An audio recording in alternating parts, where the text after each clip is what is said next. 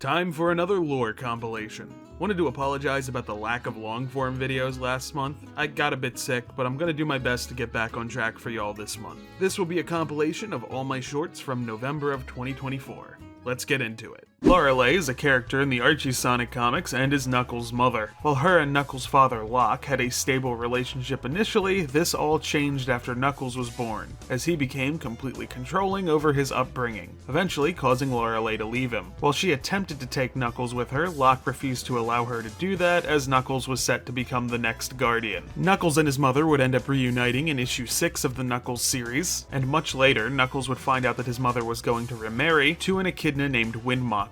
While he was initially upset by the idea, he grew to accept it. Lorelei and Windmocker would eventually have a child of their own, who was given the nickname of Kneecaps. Over time, she'd become a much more minor presence in the comic, and would eventually be one of the many who would be removed from the comics after being kidnapped by Thrash the Devil.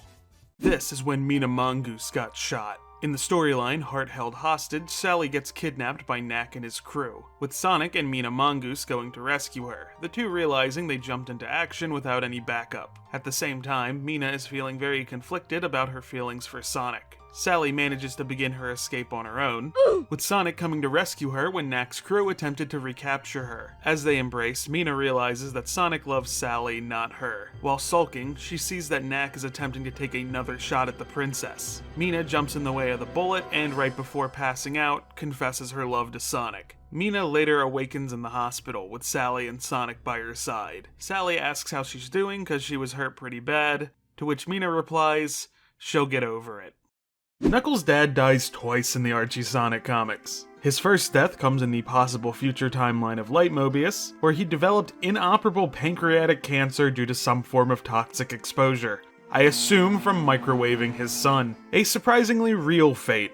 Thanks, Ken! Back in the normal timeline, after Knuckles fell under the influence of Enerjack, Locke's plan is to save the world by destroying his son, a plan which Sonic sabotages by destroying the only weapon that could do so. While initially upset, he has a change of heart after he gets chewed out for his past behavior. After it's revealed the only way to break Knuckles from the spell influencing him would be for someone to sacrifice their own life, Locke, as penance, agrees to do so, with Knuckles not even getting a chance to say goodbye. Seems thematically appropriate today, let's go over the presidents of Sonic. There are other world leaders in this series, but we're focusing on presidents. The first time a president appeared in the Sonic series was in the OVA, with him and his daughter first being held hostage by Robotnik in order to compel Sonic to head to Robotropolis and fall into his trap. Another president would then appear in Sonic Adventure 2 and Shadow the Hedgehog after that. He would also make appearances in the Archie Sonic comics, playing a substantial role for a bit pre-reboot and making a quick cameo post-reboot. Our third and final figure who's been called the President is a recurring figure in Sonic X, and also makes appearances in comics published by Archie. There was almost a president of all of Mobius and Fleetway Sonic, but no one voted for either candidate, as it was decided that Sonic is the best fit for leader. To which he replies that maybe the idea of a planet-wide president is a bad idea. Opal the Jellyfish is a character who appears in the Archie Sonic comics. Appearing in the final arc of the comic, The Case of the Pirate Princess, she is a member of Captain Shellbreaker's crew. Though unclear how she actually joined the crew, she seems to be one of its more sociable members, immediately taking steps to know Espio, Charmy, and Vector if you count the off-panel comics. While seemingly friendly at first, she is evidently hiding a more intense side. Beneath her hair, she's also hiding a pair of stingers, which she uses on Razor the Shark. She, like the other members of the crew, would be stranded on a deserted island after the Chaotix stole their ship, the last we'd see of her. The Mercian Freedom Fighters are a team that appear in the Archie Sonic comics. This band of freedom fighters was formed by Amy's cousin, Robbo the Hedge. When we first meet them, they had already fallen victim to robotization. We get a proper introduction to them in the Sonic Universe arc Chaotix Quest. As Rob had went into hiding with his wife and child, the team now consists of Bo Sparrow, Alan Quail, Munch Rat, Friar Buck, and Thorn the Lop. The team would attempt to help Mighty in tracking down his sister, and would also team with the Chaotix to raid the dungeons of Mercia in their search for Mighty. While he was not there, they did manage to free all of its captives. While the team would not physically appear post-reboot, Bo Sparrow and his team would be referenced by name in issue 254.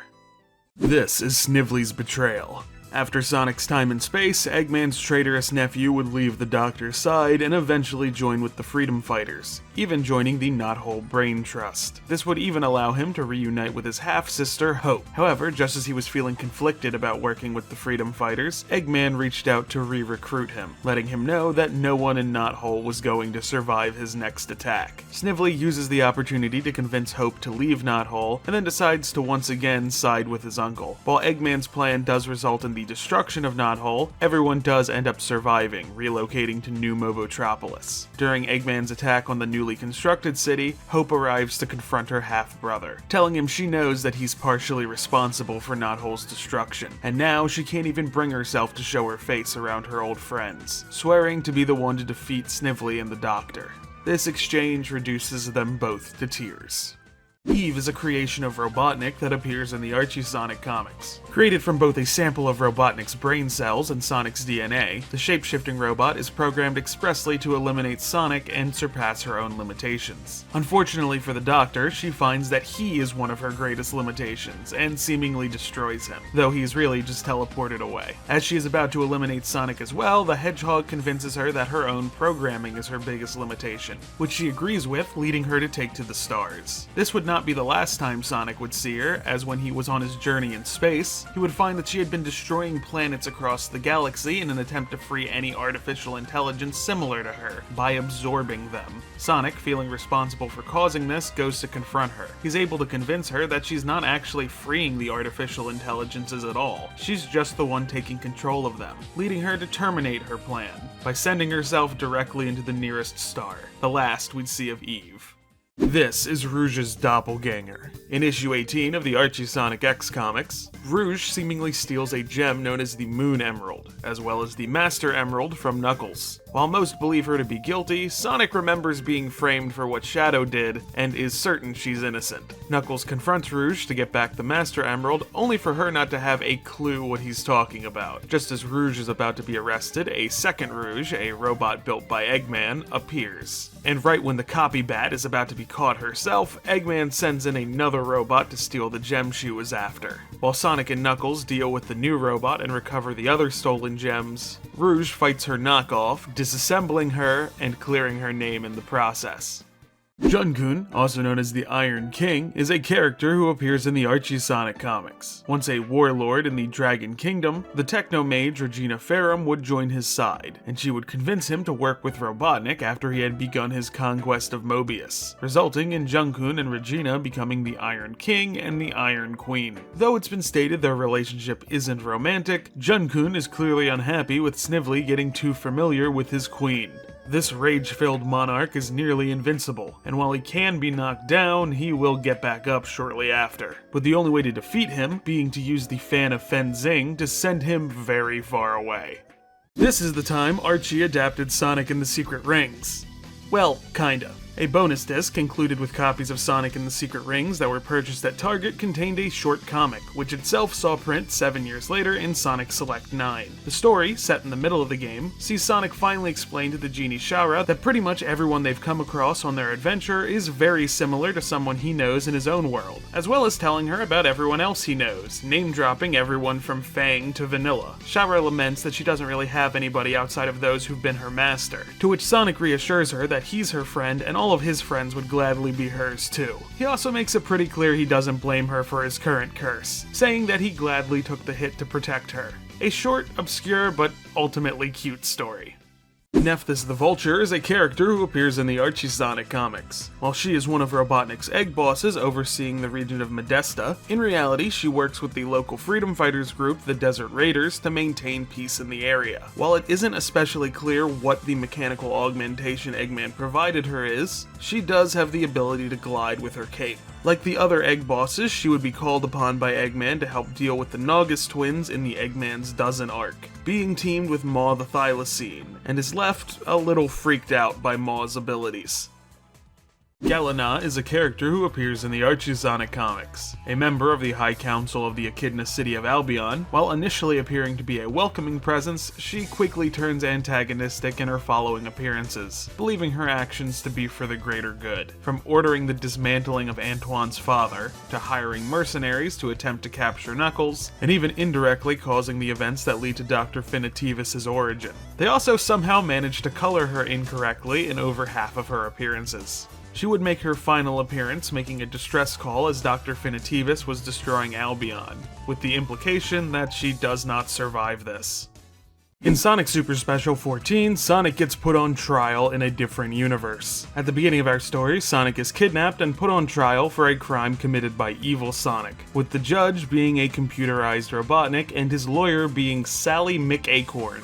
Sally briefs Sonic on the history of this world that at one point crime was so bad in the city of Litigopolis that all penalties, including for minor offenses, were massively increased. And the increase in trials led to Robotnik creating a computerized judge for King Acorn, which of course went rogue. Sonic, being the way he is, rushes to deal with the judge robot, only to nearly get caught, worsening his possible sentence. Sally tells him that committing more than one crime would cause the judge to blow a gasket, giving Sonic an idea. Using his super speed, Sonic commits as many crimes as possible as fast as he can, causing the judge to overload and explode. Zouge the Bat is a character who appears in the Archie Sonic comics. Hailing from the same perpendicular dimension as Sonic the Zone Cop, she makes her sole appearance in the Sonic Universe arc Scourge Lockdown. Rather than be a Zone Cop like the majority of this universe's counterparts, she works as a therapist in the Zone Jail. The group session she was running seemed to be going quite well, until Scourge incited a riot, insisting that everyone in attendance deserved revenge, at which point she grew fed up and ordered everyone back to their cells. In issue 19 of the Archie Sonic X comics, Eggman attacks Las Vegas. In a bid to rob the people of Vegas, Eggman builds a giant slot machine robot. By happenstance, Sonic and company are visiting the Thorndike's casino at around the same time. Sonic doesn't seem all too impressed by the gambling capital of the world, even the casino's arcade causing him to recall how much he hates pinball machines. This leads Sonic to abandon the city, opting to run straight to a field in Wisconsin. Almost as soon as our hero leaves, Eggman attacks the city with his robot. Tails and Amy attempt to deal with it on their own, but the robot's slot machine themed weapons are a bit much for them. Sonic returns when he assumes something must have gone wrong by now, and while he has a bit of trouble at first too, the combined attacks of Sonic, Tails, and Amy are enough to break the robot, with the casino's patrons assuming this was all a show. In issue 146, Sally and Nicole swap bodies. While Rotor was experimenting with the power rings, trying to figure out how to turn them into a proper energy source, Sally and Nicole end up getting caught in a lab accident, somehow switching their consciousnesses. While Rotor and the now handheld Sally attempt to figure out how this happened, Nicole leaves the lab to experience the real world for the first time. The moment is very short-lived, however, as Rotor discovers that the effects of the body swap are only temporary. Though this story is short, its events would leave enough of an impression on Nicole that she creates her HoloLinks form, in order to attempt continuing to experience life this way. In issue 75 of Sonic Universe, Sonic and Silver team up against Metal Sonic. As Metal Sonic is attempting to escape with a Chaos Emerald, Sonic ends up tackling him through a portal, landing both of them in the Burning Ruin Zone, where they happen across Silver. Metal uses this opportunity to kick Sonic in the stomach and escape. Luckily, Silver knows where the only remaining portals out of this zone are, so the two are able to beat the robot there. While Metal does manage to get the jump on them, Silver is able to freeze him for a moment with his telekinesis, giving Sonic the opportunity to kick the emerald out of his hand. Then, while fleeing the robot, the two hedgehogs trick him through a portal, with Silver closing it behind him, leaving Metal Sonic stranded in deep space. The Yagyu Clan are a group that appear in the Archie Sonic comics. This group of Bat Ninja would first appear all the way back in Sonic Super Special 8, but would become a major presence during the Iron Dominion arc. Once assassins, they transitioned to primarily being thieves to collect for their treasure hoard. The Iron Queen had attempted to make an agreement with their leader, the Bride of Rich Knights, but when she rejected said offer, the Iron King destroyed her and the two took over the clan by force. As probably expected, these ninja had very little loyalty to their new leaders, and the moment Monkey Khan offers them the opportunity to return to their old ways if they abandon the Iron Dominion, they take it. As they are a group of thieving bats, it was a theory that Rouge may have been a part of the clan at some point, but while Ian Flynn did say that wasn't the case, one of the off-panel comics did poke fun at the idea. Fang, then known as Knack, gets his own gang in the Archie Sonic comics. In issue 122, the mercenary and his 3 henchmen kidnap Princess Sally. Sonic manages to stop one of them from escaping, who King Acorn convinces to give up the location of their hideout. Sonic would incapacitate the other 2 upon arriving, with Knack escaping. We see them once more in issue 153, clearly not too happy about their boss escaping while they took the rap for the crime. When Knack escaped from jail 10 issues later, it's implied he poisoned their next meals on the way out, effectively ending them off-panel. While their names were never said in the comic, the Sonic Encyclopedia refers to them as Jeff, Carl, and Connor. The GUN commander, Abraham Tower, has mentioned having a grandchild a few times, but the Archie Sonic comics might have shown us his daughter. In issue 257, when GUN arrives to assist the freedom fighters in evacuating a flooding Station Square, the operation is led by Captain Amanda Tower, who does seem to have a good amount of respect for the freedom fighters. She makes one more brief appearance in the second Mega Man crossover, with Rouge attempting to rescue her from the exploding airship, though it doesn't appear anyone managed to escape before its destruction. After the crossover, they're all fine though. Amanda's exact relationship to Abe was never officially defined, though from their clear age difference, I just assume she's his daughter. Mina Mongoose is one of the few who can keep up with Sonic, but her speed isn't quite natural. In issue 185, it's revealed that after her mother had been captured and roboticized, she encountered Mammoth Mogul in her escape from Robotropolis, who granted her Sonic-like speed, as well as using his magic to allow him to control her later. He would then wipe her memory of the encounter, with her not learning of her powers until issue 90, when rescuing an unconscious Sonic. Her infatuation with Sonic would lead her to use her newfound speed to attempt to become a freedom fighter, but despite receiving training, she ends up freezing when confronted with one of Robotnik's creations. And while she would join in occasionally on other missions, she would instead begin focusing on her singing talents. In issue 223 of the Archie Sonic comics, Eggman encounters Feist. When entering the Special Zone to obtain a Chaos Emerald, Eggman and Snively encounter the Pocket Dimension's Guardian. Unwilling to simply part with one of his gems, he demands they compete for it for his entertainment. Eggman agrees, while Snively plans to use the opportunity to betray his uncle. Eggman ends up winning, though Feist tells him he can only bring one thing back through the portal: the Emerald or his nephew. Eggman, of course, picks the Emerald. Though unwilling to be denied anything, Eggman teleports Snively back through the portal, enraging the Special Zone's deity. The original Light Mobius version of Lien-Da meets a horrifying end. After the timeline had been altered, the original future version of Julie Sue's half-sister managed to remain unaltered thanks to a device created by the Echidna Kobar. In the altered timeline, she would become the enforcer of King Shadow, and after he was defeated, she would go into hiding, now a criminal. As her son was taken from her because of this, she would swear revenge, eventually managing to free the tyrannical King Shadow from stasis. However, when Shadow planned to unleash chaos on the world, Lien-Da protested that doing so would be far too much. King Shadow, unwilling to listen to any insolence, breaks the armband maintaining her existence, causing her to be ripped apart and forcibly adjusting her to the change in timeline, as she yells out her son's name. Despite Blaze's super form feeling often underutilized, it has made a few appearances in the comics. In the Archie Sonic comics, the form would first appear in the Complete Sonic Encyclopedia alongside other super forms, despite having yet to make a proper appearance. It then would finally appear post-reboot in the Pirate Plunder Panic arc, as she enters her burning form to make short work of Captain Metal, both melting down his original form and sending his new body to the bottom of the ocean. In IDW, she would take on the form when dealing with yet another variant of Metal Sonic. While Sonic and Knuckles took on Neo Metal Sonic, Blaze would help take down the Egg Fleet, avoiding direct conflict with Metal to avoid him copying her life data. She would later enter the form once more to restore the memories of an amnesiac Sonic after the Metal Virus arc.